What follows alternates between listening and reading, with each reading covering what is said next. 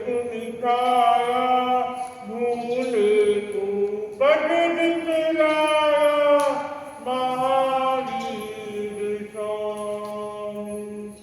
दीनों दलितों ने तुमने आत्मिक विश्वास जगाया। दुखित पीड़ित मानस में अभिनव उल्लास जगाया। शिक्षा मंगलकारी गुणकूलों की गुणवारी। हम सारे आभारी महावीर स्वामी। श्रद्धा से नमन करे हम तेरा अनुसरण करे हम। पल पल में स्मरण करे हम महावीर स्वामी। महावीर स्वामी। अपने बात कर रही थी महाशक्ति सीता के बाद लव बड़े हो एक ही राजन सीता के पास आता। सीता से कहता देखो बहन आपके दोनों पुत्र बड़े हो गए। अब मेरी चिंता है कि इन दोनों की शादी करवाई जाए। अगर तुम आज्ञा दो तो मैं लड़की देखूँ। सीता कहती है अब बड़े तो हो ही चुके हैं तो शादी तो करानी ही। और तुम्हारे सिवाय जब मेरा है ही कौन संसार। अब तो तुम ही हो मेरे कह दो तो ठीक है भैया तुम लड़की देखना। अब राजा लड़की देखना चालू कर देता है। वो देखता है कि दोनों बहनें जुड़वा हो। ऐसी बहनें मिल जाए तो मैं एक ही घर पे दोनों लेके अपने लेके आता। लेकिन कभी ऐसा जोड़ा नहीं मिलता। तो एक परिवार में एक भाई भाई की दो लड़कियां होती उनसे बात करता तो लव के लिए तो तैयार हो जाता है बरात में और खुश के लिए छोटा भाई मना कर देता है। छोटे भाई को कहता है छोटा भाई कहता है इनका वंश का तो कोई पता ही नहीं तो मैं भिखारियों को कैसे बेटी नहीं कर दिया। जिनका कोई अता पता नहीं तो मेरी बेटी कैसे। तो कहता है जब तुम्हारा बड़ा भाई लड़की देने के लिए तैयार है तो तुम्हें क्या तकलीफ है। कोई भी तो सोच समझ के दे रहा होगा। तुम्हारा बड़ा भाई दे रहा है कि वो खड्डे में गिरे तो नहीं उसे गिरने दो मुझे नहीं गिरना। मेरी बेटी मेरे घर में रह जाएगी कोई फर्क नहीं पड़ेगा लेकिन उनको नहीं दूंगा जिसका वंश का भी पता नहीं। अब ये बात होती है तब राजन कहता है देखो सीधी तरह से मान लो नहीं मानोगे तो मैं युद्ध करके तुम्हारी बेटी को लेके जाऊंगा और मैं उसके साथ में उसकी ही शादी करूंगा। फिर भी वो मना कर देता कुछ भी हो जाए युद्ध करने के लिए भी तैयार हो लेकिन अपनी बेटी को तो उस खुश के लिए नहीं। अब युद्ध की तैयारी होती है होता है दोनों के लिए और राजा बंदी बनाया जाता है। जैसे राजा बंदी लगता है लोग उसको पता चलता है कि हमारे मामा जी को बंदी बनाया गया है और इधर वो दोनों युद्ध के लिए आ जाते हैं। वो दोनों जैसे युद्ध के लिए आते हैं मैदान में उन दोनों को देखते हैं तो कहता है बच्चे तो बहुत सुंदर हैं लेकिन कुछ भी हो लेकिन इनको मेरी बेटी तो नहीं चाहे युद्ध करना पड़े युद्ध करने के लिए तैयार। अब वो जो उनके साथ युद्ध करता है जैसे जैसे युद्ध करता है सब सब बेकार जाते हैं।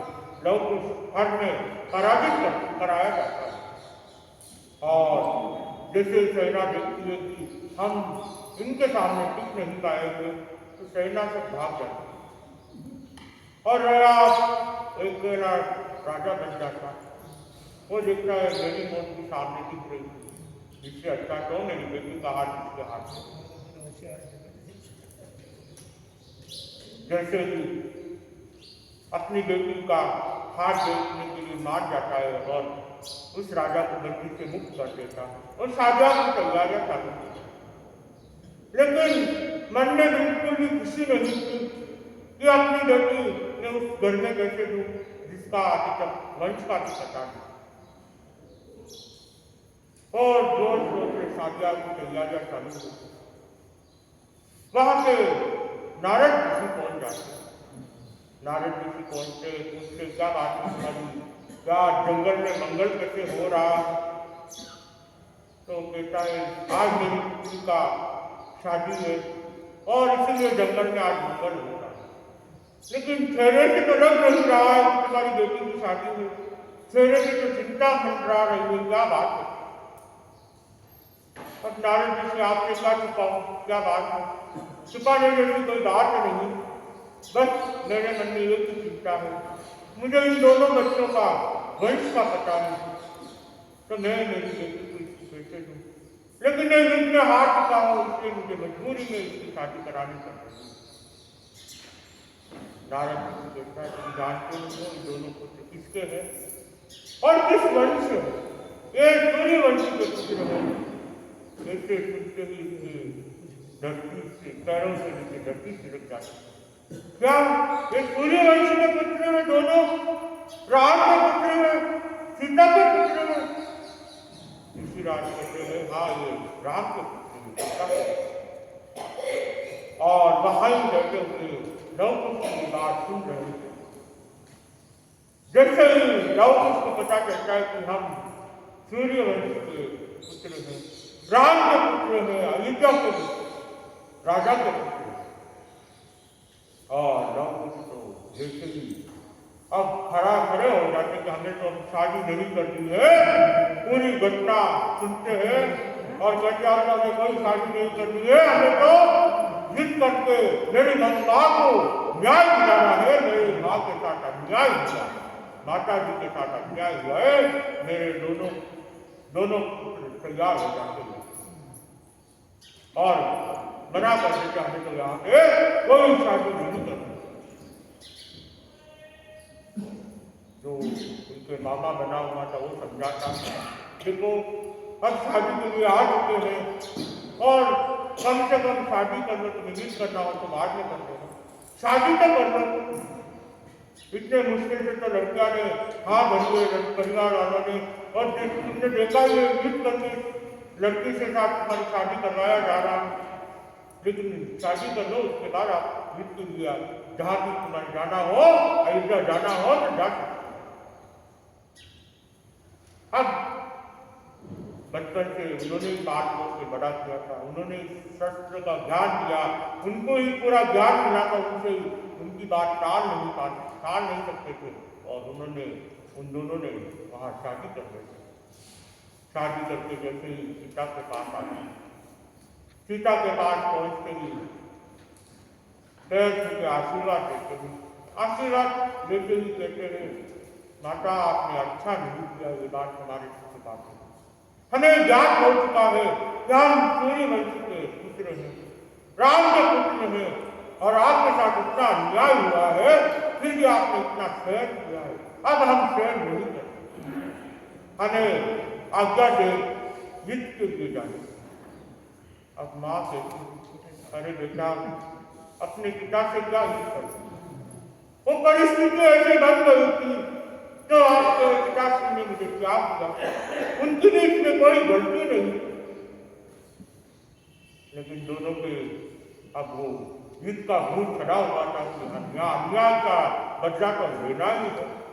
वो माँ को समझाते माँ तुम्हारे लिए नहीं जा रहे हो युद्ध करने के लिए, हम तो युद्ध करने के लिए जा रहे हैं कि आपके साथ जो अन्याय हुआ और कोई नारी के साथ ऐसा अन्याय नहीं।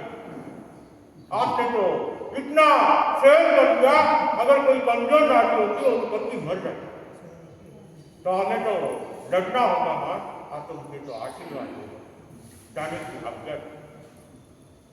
अब उनको खूब समझाया जाता है, लेकिन वो किसी चीज को मानने को तैयार नहीं होते। बस हमें तो अभी कभी जाना है, अभी हमें अयोध्या पहुंचना है, आप तो बस आज्ञा दें। हम माँ भी लेकिन ये तो मानने वाले थे, तो माँ भी आज्ञा प्रदान कर दी और अपनी सेना लेकर इसके लिए जाके अयोध्या के सामने खड़े हो जाते, इसका ऐलान करते। जैसे इसका ऐलान करके प्रजा डर जाती है, राम लक्ष्मण के सामने कौन आया है युद्ध करने के लिए, बलदेव और वासुदेव के सामने युद्ध करने के लिए कौन आया है। पूरी अयोध्या में शहर शहर में जाती और श्री राम के पास समाचार पहुंचते हैं कि आपसे युद्ध करने के लिए आया। राम कहता है अयोध्या वासियों को, घबराने की क्या बात है, इनको पता नहीं हम कौन है, हम कितने शक्तिशाली हैं और इनको तो हमारी सेनापति ही लड़ा के आ जाएगा, हमें मानने की और सेनापति को आदेश दिया जाता है जाओ और युद्ध करो, विजय को लड़के आओ। सेनापति युद्ध के लिए तैयार हो जाता है, चला जाता है। अब अच्छे अच्छे सेनापति को बंदी बनाया जाता है उनके द्वारा। जब ये वापस समाचार राम के पास पहुंचते हैं कि हमारे सब सेनापति बंदी बन चुके हैं, राम सोचता हूँ क्या बात है, हमारी इतनी अच्छी सेना, इतनी बलवान सेना भी उनके सामने झुक गई, हार मान गई। इस बार हनुमान, विभीषण और सुग्रीव को इसके लिए भेजा जाता है और ये चीज नारद ऋषि सब देख ही रहा है। नारद ऋषि सीधा पहुंच जाता है भामंडल के पास, भामंडल को जाके कहता है, भामंडल पूछता क्या बात है नारद ऋषि, बहुत दिन के बाद आए, क्या समाचार लाए। तो ऐसा समाचार लाया हूँ तो आप कल्पना भी नहीं कर सकते। तो भामंडल क्या समाचार है कि हमको भी चौंका दे, जल्दी से बताओ क्या समाचार। मैं आज तुम्हें तुम्हारे भांजों से मिलाने आया हूँ। तो भामंडल पूछता है भांजे, हमारे भांजे कहाँ से आते। और वो कहता है, नारद ऋषि कहते हैं कि आपके भांजे अभी अयोध्या में युद्ध कर रहे हैं और राम को ललकार रहे हैं उसके लिए, और उनका नाम द्रौपदी। तो भामंडल कहता है क्या मजाक कर रहे हो, कहीं आप ऐसे ही मजाक करने के लिए आप तो नहीं आए, और मजाक करने का भी समय नहीं। अरे तुम्हें विश्वास नहीं हो रहा है, सीता अभी जिंदा है, सीता कुशल है, तुम्हें देखना हो तो मेरे साथ चलो। फिर भी भामंडल मानता नहीं। भामंडल कहता है उस जंगल में कोई इंसान चले जाए और जिंदा हो जाए, ये मानने की मान ही नहीं सकते, और तुम कहते हो कि सीता जिंदा है, और इतने वर्षों के बाद ये विश्वास नहीं होता। नारद कहता है तुम चलो मेरे साथ अभी के, मैं तुम्हें सीता से मिलाता हूं, तो तुम्हें विश्वास तो हो जाएगा। वो कहता है ठीक है चलो। वो आकाश मानती है, वहां पहुंच जाते और जैसे सीता को देखता वो हक्का बक्का रह जाता। पिता बहन तुम अभी तक हो, हम तो सोच रहे थे कि तुम्हें कोई जंगली जानवर ने खा लिया होगा, हमने तुम्हें ढूंढने की बहुत कोशिश की लेकिन कहीं नहीं। हम तो यही सोचते थे किसी जंगली जानवर ने तुम्हारा क्या हाल किया हो। अब दोनों भाई बहन सुख दुख की बातें करते हैं, मिलन होता है, गले मिलते हैं और सीता भाई के शहर चलती है और सुख दुख की बातें करते हैं। फिर महामंडल पूछता है क्या बात है, तुम्हारे दोनों पुत्र राम से मित्र करने गए, मैंने सुना कि हाँ मैंने इनको बहुत रोकने की कोशिश की। महामंडल पूछता तुम तो जानती हो राम और लक्ष्मण से तो कोई जीत नहीं पाता, जीत नहीं सकता, फिर तुमने कैसे उनको आज्ञा दे दी युद्ध करने की। सीता कहती है कैसे रोक पाती हूँ, इतने दिन पता नहीं था कि इनके पिता कौन है, तो ये शांत थे। जिस दिन से इनकी पूरी घटना पता चली कि पिताश्री के साथ मेरे साथ क्या क्या हुआ, कैसे घटना घटी और कैसे मेरा परित्याग किया, तो उनसे रहा नहीं गया और जैसे ही शादी करके आए और युद्ध के लिए यहाँ से निकल गए। ये बात सुनते महामंडल सीता को कहते हैं तुम्हें जाना चाहिए और उनको समझाना चाहिए अभी तक कुछ नहीं बिगड़ा है, कहीं ऐसा नहीं हुआ आमने सामने हो जाए पिताश्री और बेटे कहीं अनर्थ नहीं है। सीता कहती है मुझे भी इसी बात का ही डर है कहीं अनर्थ नहीं। नारद ऋषि कहता है मेरा विमान तैयार पड़ा है, इससे ले दो मैं भी आकाश मार्ग से तुम्हें लेके जाके वहां छोड़ और इसने तीनों आकाश मार्ग से युद्ध मैदान अयोध्या पहुंचा। जैसे ही लौकी को पता चलता कि माता आई और वो अयोध्या मैदान के भाग के माँ के श्री चरणों में पहुंच जाते आशीर्वाद देते हैं। माँ से कहते माँ अब आशीर्वाद दो, सब सेनापति तो बंदी बन चुके हैं, अभी राम और लक्ष्मण को भी हम बंदी बना, आप तो मुझे आशीर्वाद। लक्ष्मण कहते हैं सीता कहती है पुत्र पहले इनसे मिलो, ये कौन है, कहाँ से आए, इनको तो हमने पहले कभी देखा नहीं। सीता कहती है तुम्हारे मामा है महामंडल और वह तुमसे मिलने आए हैं, तुमसे बातचीत करने आए हैं, चलो इनसे बात। अब महामंडल के पैरों में गिर जाते हैं, मामा के आशीर्वाद देते, मामा को कहते हैं आशीर्वाद दो तो हम राम लक्ष्मण को बंदी करना। तब महामंडल समझाने की बहुत कोशिश करता है, देखो उनसे जीत पाना नामुमकिन। तो राम और लक्ष्मण कहते हम भी कोई कमजोर नहीं है, कम से कम देखे तो सही इसमें कितना बल है, हमारा कितना, हमने भी अच्छी तरह से ज्ञान प्राप्त किया है, शस्त्र का अच्छी तरह से दी हुई है और हम अच्छी तरह से लड़ सकते और उनसे लड़ेंगे तो हमारी और भी आगे वृद्धि होगी और हम और कुशल हो जाएंगे लड़ने और लड़ना बहुत। अब महामंडल भी बहुत कोशिश करता है करना, लेकिन महामंडल की बात नहीं मानी। सीता को क्या करे, ये तो समझ लेते हैं और माँ आशीर्वाद देती उन दोनों को विदाई कर देती इसके लिए जाओ।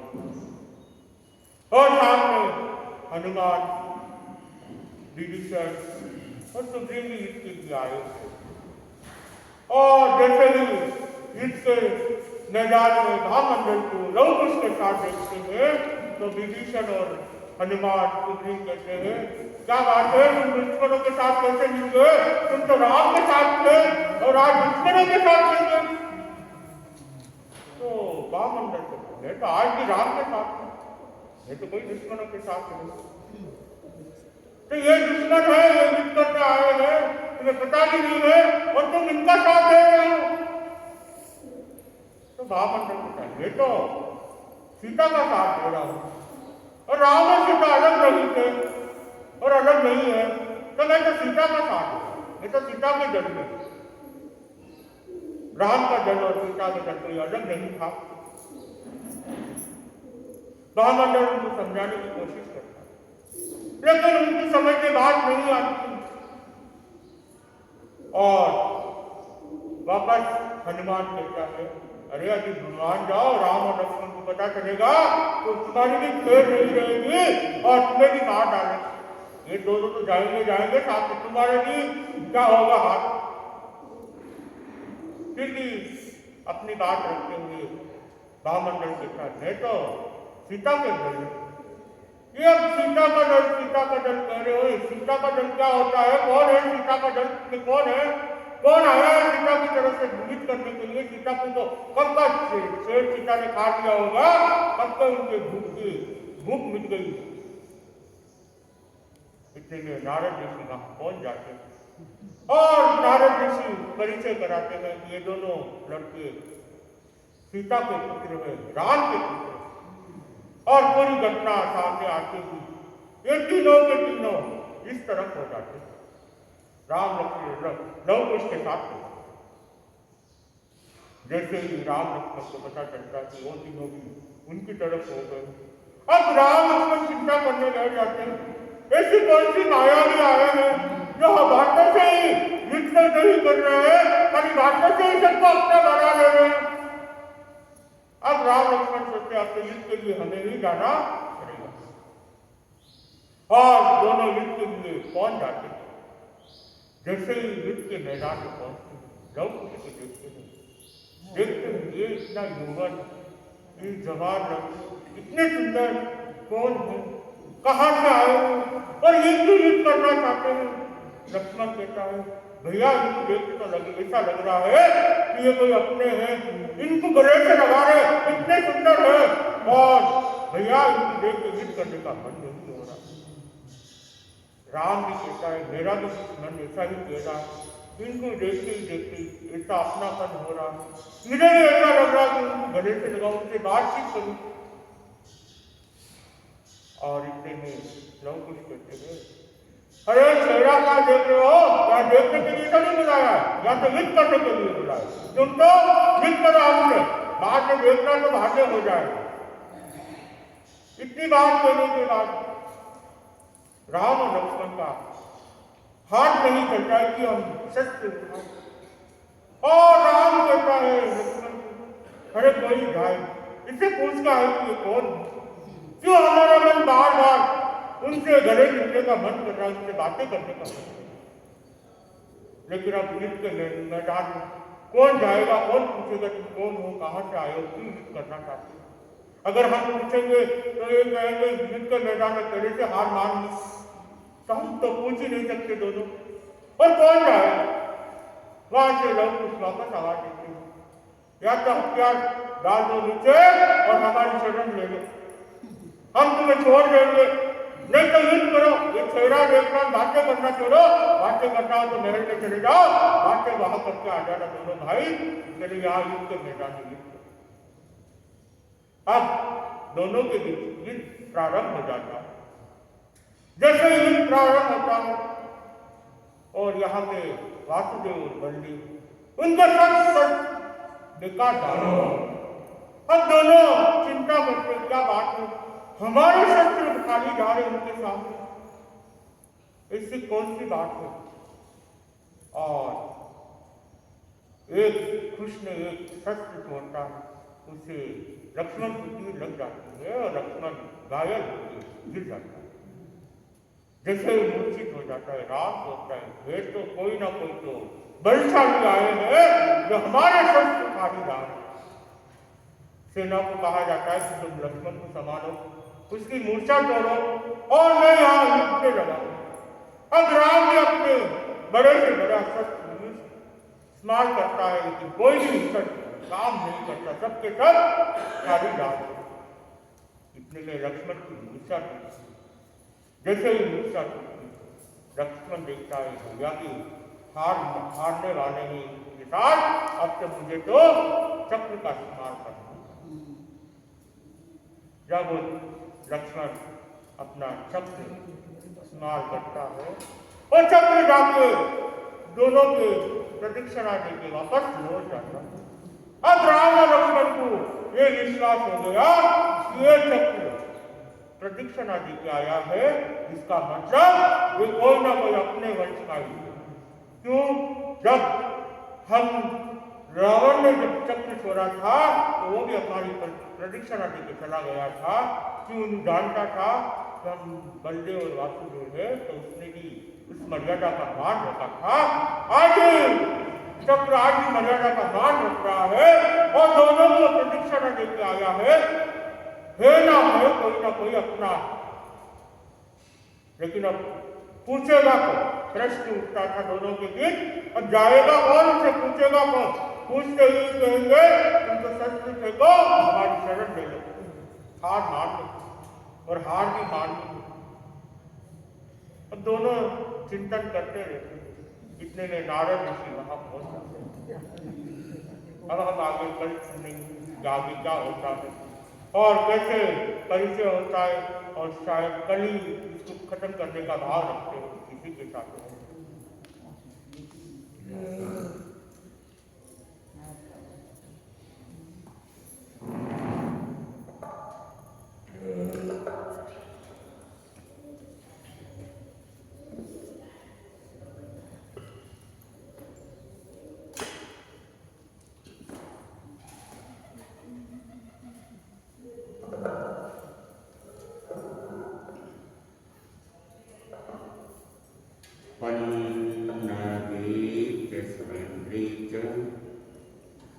कौशिके पाद संस्पृशि निर्विशेष मनस्काय श्री वीर स्वामिने नमः। वीतराग पुरुष भगवान महावीर पुरुष वंदना। वीतरागता को महान साधक महातपस्वी युग प्रधान आचार्य श्री महाश्रमण्य को सभक्ति वंदना।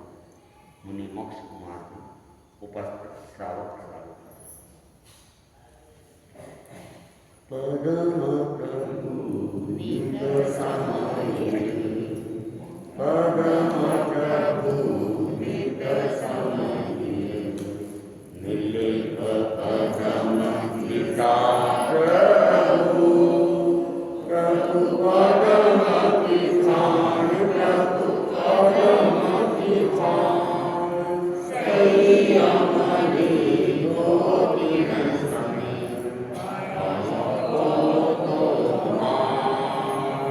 परम प्रभु नित समाये, मन सुकर प्रभु जायने, पाया केवल सोई, पाया केवल सोई, दीन दयाल करी दशा, तेरी नायक हो, परम प्रभु नित समाये, समदम उपशम रस भरी, प्रभु परिवार, प्रभु परिवार, त्रिभुवन तिलक तुई सही, तुई जनक समान, परम प्रभु नित समाये, तू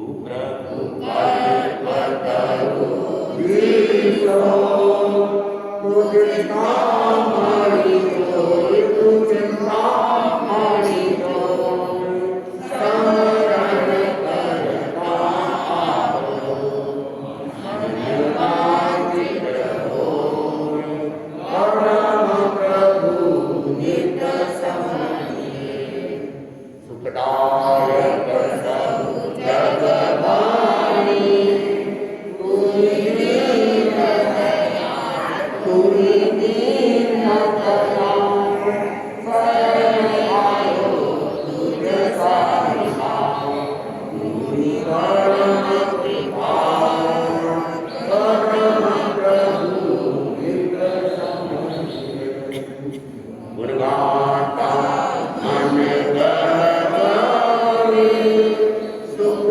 संपत्ति जान, सुख संपत्ति जान, विघ्न मिटे समरण ज्ञान, स्वामी परम कल्याण, परम प्रभु नित समाये, उगड़ी से आग्र सुधी पारस देव, सुधी पारस देव, परम प्रभु रंगरायु, ओ हरस विशेष, परम प्रभु नित समाये, परम प्रभु नित समाये।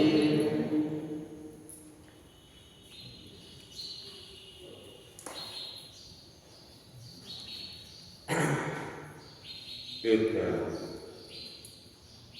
दोहे ने कहा,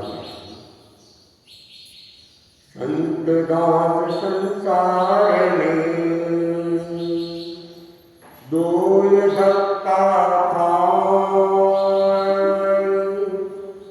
वित्त गया मानुष हुआ, मन व्याकुल हो जाए। आ गया कि इस संसार के अंदर दो बड़े धक्के हैं। एक तो कोई प्रियजन स्वजन का वियोग हो जाता है, आदमी को बड़ा धक्का लगता है और अनेक बार उन्हें संभालना कठिन हो जाता है।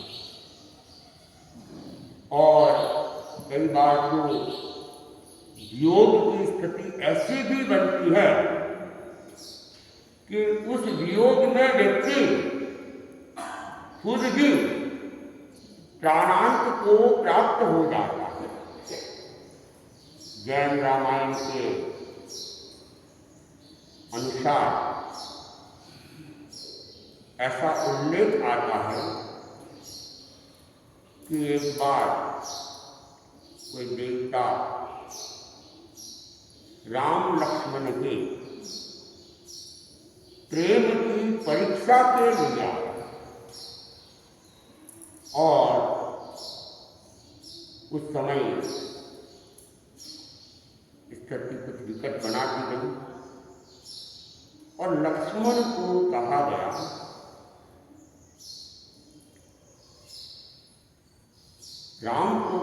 लक्ष्मण को कहा गया कि तुम्हारे भाई राम की तो मृत्यु हो गई। और ये बात सुनते ही लक्ष्मण को एकदम झटका सा लगा और झटका क्या लगा, अटैक आ गया, हार्ट फेल हो गया और लक्ष्मण की मृत्यु हो, ऐसा जैन रामायण में उल्लेख आता है। और जब राम को ये पता चला, राम को लक्ष्मण की निर्जीव देह के पास में लाया गया, तो राम ने कहा क्या हुआ? तो कहा कि आपका ये भाई तो, उसने कहा नहीं नहीं ऐसा हो ही नहीं सकता है, मेरा भाई मर ही नहीं सकता। और उसने लक्ष्मण को खूब उठाने का प्रयास किया, खिलाने का प्रयास किया, बोलने के लिए कहा, जगने के लिए कहा, लेकिन निर्जीव देह कहते हैं राम भी पागल से हो। और 6 महीने तक लक्ष्मण की उस निर्जीव देह को लेके घूमते रहे पागलों की तरह। मर्यादा पुरुषोत्तम कहलाने वाले राम 6 महीने तक पागलों की तरह, लोग समझाते हैं ये अब मर गया है, लेकिन कोई कह देता है तो राम ना तो मानते हैं और कहने वाले के साथ भी कहते उस पागलपन की स्थिति में दुर्व्यवहार कर ले। 6 महीने के बाद कहते हैं कि देवता ही देश परिवर्तन करके आता है और अपने युक्ति बल से उन्हें समझाता है। तब राम जाके ये मानने को तैयार होता है कि लक्ष्मण मृत्यु को प्राप्त हो गया है। फिर उनकी अंतिम क्रिया भी करते हैं और बाद में वे विकसित हो जाते हैं, साधना करते हैं, मोक्ष में बढ़ा। तो स्वजनों का वियोग ये भी अनेक बार धक्के का काम है। लेकिन नीतिकार कहते हैं कि स्वजनों का वियोग कुछ दिनों के बाद में भुला भी दिया जाता है। एक बार को धक्का लगता है, अनेक लक्ष्मण की तरह मृत्यु को प्राप्त न भी हो, लेकिन कुछ दिन उनको बड़ा आघात सा रहता है और समय के साथ में वे उस गम को, उस दुख को भुला देते हैं और सामान्य जीवन यापन करने लगते हैं। लेकिन दूसरा धक्का, धन का धक्का, वह तो और ज्यादा खतरनाक होता है। और धन का धक्का भी किसी को लग जाता है तो वही स्थिति कि अनेक बार व्यक्ति का हार्ट फेल भी हो जाए, प्राणांत भी हो जाए, अटैक भी आ जाए और अनेक बार पागलपन की स्थिति में भी चला जाता है या न भी जाए तब भी जीवन भर उस धन के आघात को वह भुला नहीं पाता है और बार बार उसका स्मरण करके अपने आप को संवेदनशील कर लेता है, दुखी कर लेता है। एक कहानी आया करती है, 3 भाई थे और निर्धन थे, धनहीन थे, गरीब थे, एक झोपड़ी में रहते थे। परिवार में उन तीनों भाइयों के अतिरिक्त और कोई सदस्य भी नहीं था, न माँ थी, न बाप थे, न दादा दादी थे और गरीब इतने कि विवाह भी नहीं हो रहा और तीनों भाई अपना गुजारा भी बड़ी मुश्किल से कर पाते थे। अनेक बार भूखे रहने की भी नौबत आ जाती थी और स्थायी काम उनके पास में नहीं था। जहाँ कहीं जो कोई काम मिल जाता कर लेते और उसी से उनका गुजारा चल जाता। एक बार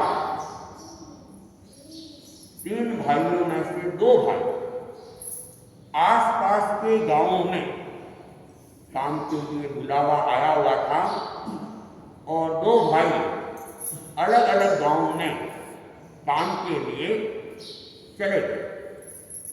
बड़ा भाई वो गांव में ही था और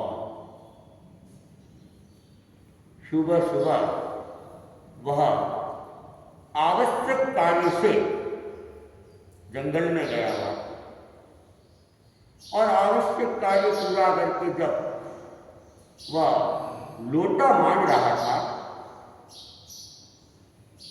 और पुराने जमाने में लोहे के, पित्तल के वगैरह लोटे होते थे, उससे वो जमीन को कुरेद कर मिट्टी ले रहा था और योग से योग एक कोई चरु जो बहुत ऊपर ही था, वो थोड़ी सी मिट्टी खोदते ही टकरा गया और टन की आवाज आ। बड़े ने देखा क्या क्या, तो उसने उसको और खोदा तो उसको लगा यहाँ तो कोई चरु है और उसने पूरा उसको खोदना चालू किया और एक बड़ा सा चरु और चरु के अंदर सोने की मोहर भाग्य योग से मिल गई। उसने इधर उधर देखा, कोई है तो नहीं, कोई आ तो नहीं रहा है, जंगल है, वैसे तो कोई नहीं होता लेकिन कोई कभी भी आ सकता है। तो इधर उधर देखा, कोई दिखा नहीं। उसने उस जमीन को अच्छे से खोद के चरु को बाहर निकाला। वो चरु भी बहुत समय से जमीन के ऊपर गड़ा हुआ था, तो मिट्टी भी उसके ऊपर जमी हुई थी, मोहरें दिख भी रही थी, लेकिन मोहरों के ऊपर भी मिट्टी भरी हुई थी। पास में जंगल में ही एक नदी भी बह रही थी, तो उसने देखा नदी में जाऊं और इस चरु को, मोहरों को थोड़ा धो लूं। तो वह उस चरु को, भारी भरकम चरु, उसको लेके कहाँ जाता है, नदी के पास में जाता है, थोड़ा नदी में उतरता है और वो जो मिट्टी जमी हुई थी उसको पानी से साफ करने लगा। मोहरों को भी थोड़ा निकाल कर क्या कर रहा था, साफ कर रहा। और वो उसमें निमग्न हो गया। तो इधर से क्या होता है, अचानक उस नदी में पीछे से बाढ़ आ जाती है। आजकल तो लूनी नदी भी आने वाली हो तो पहले से सूचनाएं मिल जाती हैं, लेकिन उस जमाने में तो सूचनाएं पता ही नहीं चलती कहाँ कहाँ बारिश हुई है और कहाँ कहाँ बाढ़ आई है और कहाँ बाढ़ आनी है।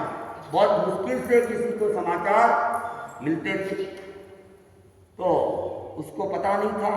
और अचानक तेज बहाव एकदम ही आ गया, और बाढ़ का बहाव तो बहुत तीव्र होता है, आदमी भी संभल नहीं सकता है। फिर उसके पास में भारी भरकम वो चरु था, तो एक झटका लगा, चरु हाथ से छूट गया और वो बाढ़ के बहाव में, हालांकि वो बड़ा भाई जैसे तैसे संभल गया और वो तो किनारे आ, लेकिन चरु हाथ से चला। सोने से मोहरों से भरा हुआ चरु मिला था, भाग्योदय से मिला था, लेकिन वो भाग्योदय लंबा नहीं, कुछ क्षणों का ही भाग्योदय था और पुनः वो पाप कर्म का उदय आ गया और चरु हाथ से चला।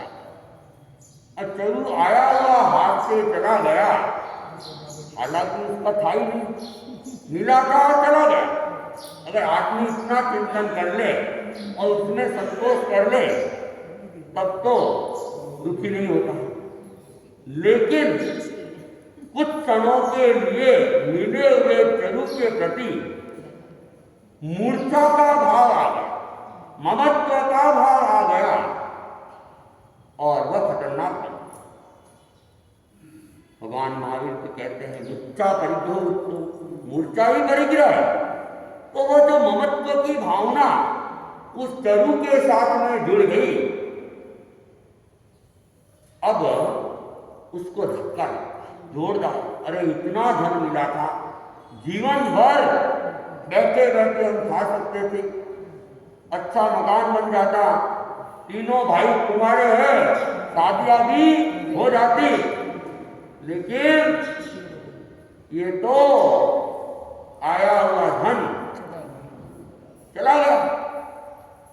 और वो धीरे धीरे इसके सोचते सोचते पागलपन में चला और दिमाग में एक बात बैठ गई, मैं धो रहा था और चरु चला, मोहरे चली गई, धोते धोते मोहरे चली गई। अब ये सारी बातें वो सोचते सोचते क्या हो गया, पागल।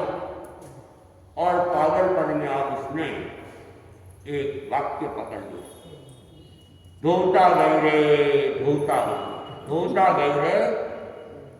अब वो जंगल से गांव में भी आ गया, बस एक ही बात, धोता गई रे धोता गई, धोता गई रे। अरे लोग पूछते अरे क्या हुआ, अरे यूं क्यों चिल्ला रहे हो, अरे क्या चली गई, लेकिन वो किसी को कुछ बता भी नहीं रहा और दिमाग के ऊपर धक्का भी लगा हुआ है, तो बस एक ही रट, धोता गई रे धोता गई। लोगों ने देखा ये तो पागल हो गया, अब इसको ज्यादा पूछने में भी कोई फायदा नहीं है। और मूर्ख व्यक्ति कहते हैं, पागल व्यक्ति है कि कोई बात पकड़ लेते हैं तो आसानी से छोड़ते नहीं, बस उसी को ही तो दिन भर का उसका क्रम हो गया, दिन रात बस धोता गई रे धोता गई धोता। 2-4 दिन बाद में जो 2 भाई गए हुए थे उसमें से एक भाई, उसका काम पूरा हो गया और वह आ गया, और वह गांव के बाहर ही आया और उसे सूचना मिल गई कि आपका बड़ा भाई तो पागल हो गया। और दिन भर गांव में घूमते घूमते एक ही रट लगा रहे, धोता गई रे धोता गई, धोता गई रे धोता। उन्होंने बड़े भाई ने जानकारी चाहिए कि क्यों ऐसा क्यों हुआ, क्या हुआ था, ये और तो हमें पता नहीं है, बस एक ही रट लगा रहा है, पूछा भी तो कुछ बताता नहीं है। भाई गांव में जाता है, इधर उधर ढूंढता है और उस पागल भाई को घर लेके आता है, उसे थोड़ी सांत्वना देता है, धीरज बिठाता है, कुछ औषधि वगैरह देता है, मन थोड़ा शांत होता है। उसको पूछा रे ये क्या है, ये क्या रट लगा रखी है, ये धोता गई रे धोता गई, क्या गई है?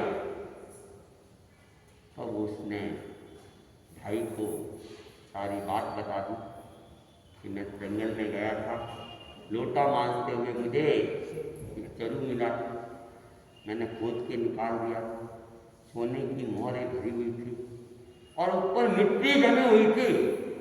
तो मैंने देखा पास में नदी बह रही है, तो ये मिट्टी का भार तो कम कर लूँ, वैसे ही चरू बड़ा भारी है।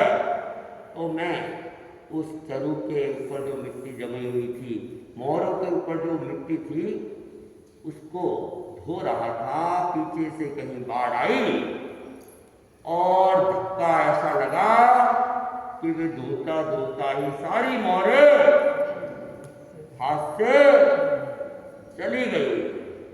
और ये बता के फिर वो जोर जोर से बोलने लगा, धोता गई रे। तो बड़ा भाई, इतनी मोहरें मिली थी, इतनी मोहरें, अगर ये अपने पास ले जाती तो जीवन सुखी हो जाता, कोई कमी नहीं रहती। और तुमने अपनी बेवकूफी से धन खो दिया। अरे धन को भी, चरू को भी कोई नदी में धोता है क्या? और उसने कहा तुमने ये क्यों धोई? और वो भी अब वही उसके दिमाग में झटका लग गया, इतना धन मिल जाए, इतना धन, पूरा जीवन मेहनत करने की भी जरूरत नहीं पड़ती, सुखी हो जाता, शादियां हो जाती। लेकिन इस भाई ने बेवकूफ़ी करी और उसमें भी एक झटका लगा और वह भी बोलने लगा, काई धोई रे, काई धोई, काई धोई रे। तुमने क्या दिया, नदी में कोई धोते? तो पहले तो एक पागल था ही था, अब दूसरा और पागल, और एक तो बोलता है धोता भी रे धोता भी, और दूसरा बोलता है कहीं धोई रे कहीं। अब दोनों ही पागल हो गए। गांव में घूम रहे थे लोग, दूसरे को भी पूछ रहा था हुआ क्या, तो वो भी कुछ नहीं बोल रहे और वो भी बस कहीं धोई रे कहीं धोई। लोगों ने देखा ये भी पागल। अब ये क्या धोने की बात क्या है, कुछ समझ में नहीं आ रहा है।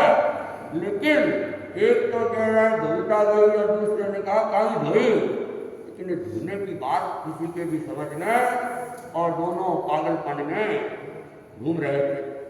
दो तो पागल हो गए, कुछ दिन बाद तीसरा भी आ गया। गांव में तो कहते हैं बस कोई आने की देर है, फटाक से समाचार, हाँ समाचार सुनाने की भी जल्दी रहती है लोगों को। तो उसको भी समाचार मिल गए कि उसके दोनों भाई पागल हो। अब वो तीसरे भाई ने दोनों की खोज की, दोनों को घर लाया, बिठाया, उनसे भी बातचीत की। तो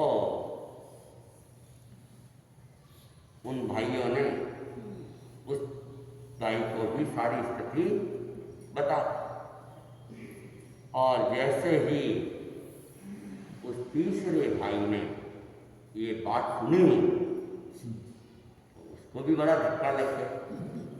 इतना बड़ा धन,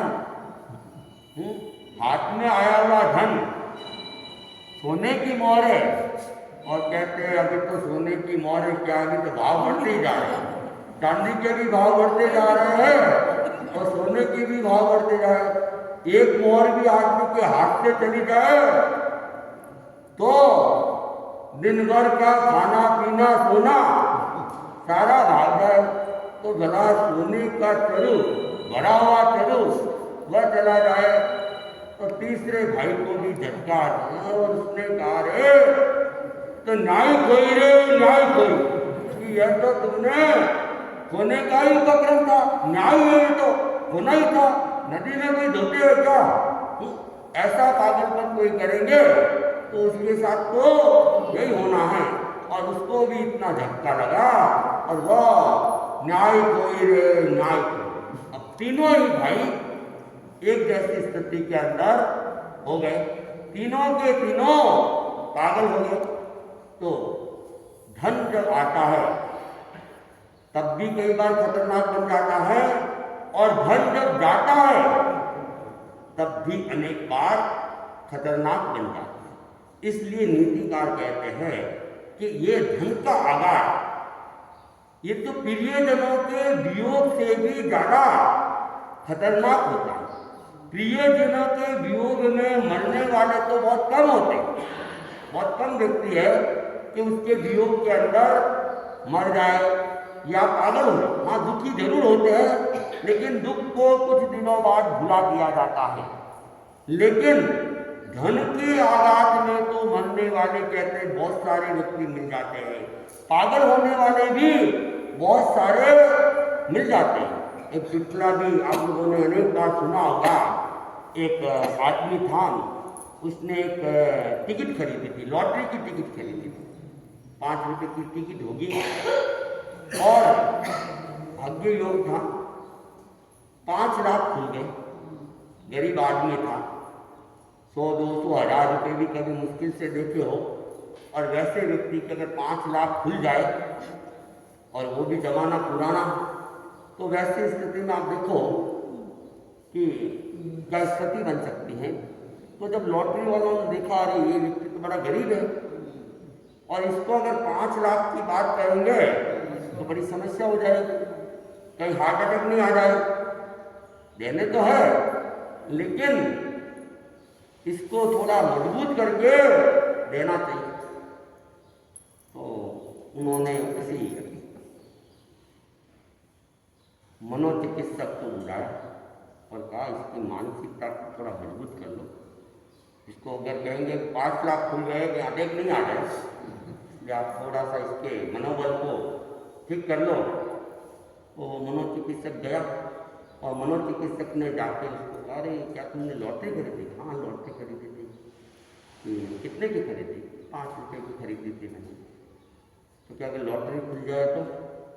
उसने कहा मेरा इतना भाग्य है जो मेरी लॉटरी खुलेगी। ठीक है, मैंने खरीद ली, लेकिन मुझे कोई ऐसी आशा नहीं है कि मेरी लॉटरी खुल जाएगी।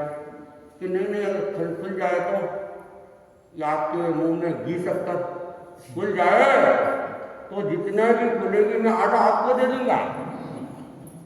उसने कहा अच्छी पक्की बात है कि पक्की बात है कि अगर 5000 खुल जाए तो कि 2500 आप ले लेना, 2500 मैं ले लूँगा। संतोषी जीव था। तो 50 खुल जाएंगे तो 50 खुल जाए तो 25 आप ले लेना। ये दे दोगे? कि हाँ हाँ दे दूंगा, मेरे तो 25 ही बहुत है। कि 5 लाख खुल जाए तो?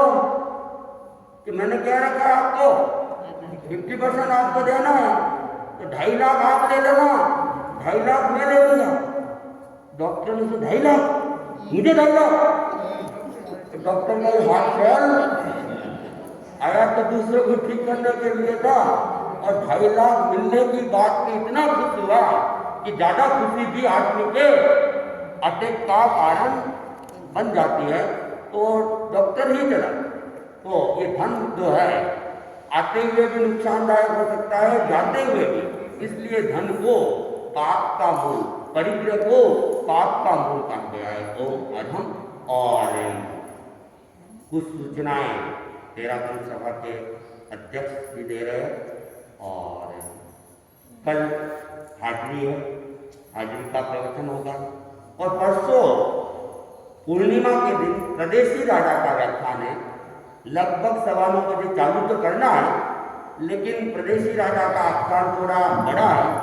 अगर ढंग से कहे तो टाइम लगेगा, तो हो सकता है उस दिन प्रवचन थोड़ा लंबा भी चल सकता है। तो अपनी स्थिरता के साथ में रहे। और 16 तारीख को सवेरे लगभग